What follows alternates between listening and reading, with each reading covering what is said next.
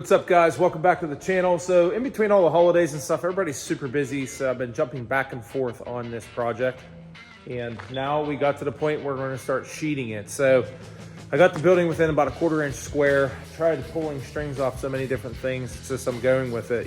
I'm not going to torture myself with this. So I'm going to flip the camera around and just show you a few things that I ran into, and then I'm going to show you why I'm sheeting it the way I am to get more structural strength. So if you notice, there's bags of concrete up top there. There's a couple 100 pounds of concrete. And we talked about the wood. You always put your crown up, so when the weight comes down, it settles.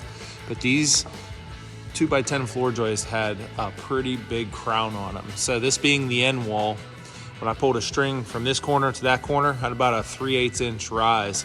I put a bunch of weight up there for a couple days, sacked it out a little bit, and then I had to cut individually all the way through all these studs because I couldn't get it to come down all the way. So it's just something that, some of the obstacles that you run into when you're dealing with twisted lumber, but everything else is pretty square, pretty plumb.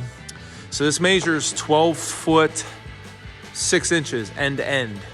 So 4, 4, 4 is 12 foot. So I didn't want to have a little strip right through here.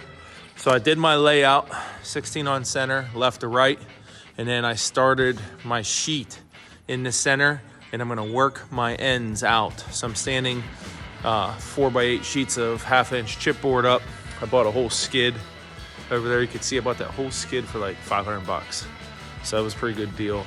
But there is gonna be some waste, but the reason why I'm doing that is because I don't want a little strip over here. And I want to have some good solid pieces of wood in the corner for support working across. And that's one way how you can get good structural strength and then have it look a little more aesthetically pleasing. Those cutoffs, I'll turn them sideways and run it across top there and tie that ring joist in to the top plate to try to tighten everything up. But since I built this end wall, everything's gotten a lot tighter. So we're going to time lapse some stuff here, and then we'll talk about it when we're done.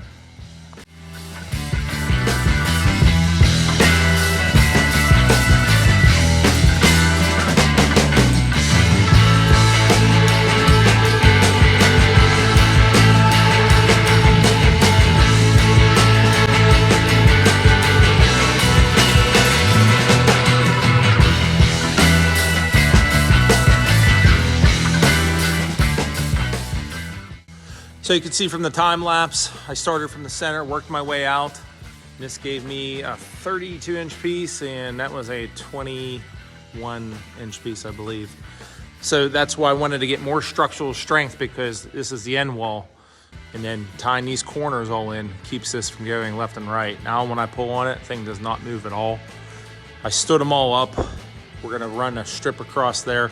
I was able to get it tied into the top plate, so I feel pretty confident about that. If you notice, I also glued it. I use this liquid PL stuff. It's about 3 times more than liquid nails, but you could see it was 12 degrees this morning, 13 degrees. So I've had heaters running on all this stuff to keep it warm so we can keep moving here, but all the seams are tight. And if you ever notice these green lines, if you don't know what that is, those are for nailers. That's to help you for layout. So they're not like 100% accurate. Like these ones are a little bit off, but it's a good benchmark to get all your nailers put in place. And you can see all the seams are tight. Everything's pretty square, so I'm happy with it. All right, guys, appreciate you watching. Keep plugging along on this feed room, tack room. As the weather breaks, we're gonna get into the stalls. We have a lot of this prepared. Got to get some limestone chips like we talked about in previous videos. But like always, we appreciate you guys watching and hope you guys have a good holiday. Catch you on the next one. Take care.